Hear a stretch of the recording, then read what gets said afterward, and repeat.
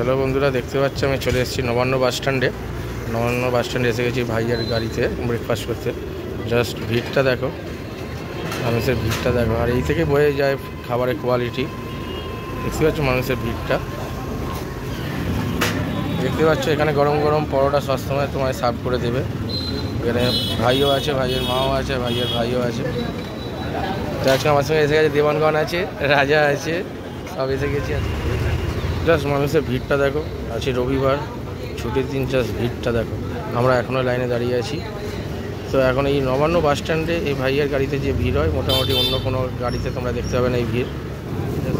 এখানে তোমাদের একদম গরম গরম পরোটা ভেজে দেবে, দেখতে পাচ্ছ কন্টিনিউ পরোটা ভেজেই যাচ্ছে। মানুষ এখানে লাইন দিয়ে আছে, আমরাও লাইন দিয়ে আছি। দেখতে পাচ্ছি কাকিমা এখানে সবসময় লুচি বেলেই যাচ্ছে, পরোটার জন্য মাখিয়ে রেখে দিচ্ছে, রেডি করে রেখে দিচ্ছে। তোমরা এখানে 7 টাকায় ঠিক এইরকম পাতলা নরম নরম পরোটা পাবে, যেটা খুবই সফট।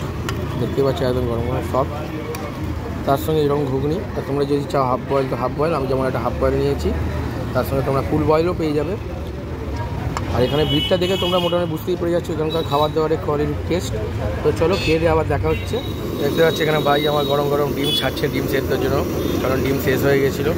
এখন যেহেতু একটু ফাঁকা আছে, এই সময় একটু ডিম ছেড়ে দিচ্ছে। তো বন্ধুরা অবশ্যই বলো ভিডিও কেমন লাগলো। ভিডিও ভালো লাগলে অবশ্যই লাইক করো, শেয়ার করো, কমেন্ট করো। আর এই ভাইয়ের দোকানে অবশ্যই ট্রাই করো। চলো টাটা।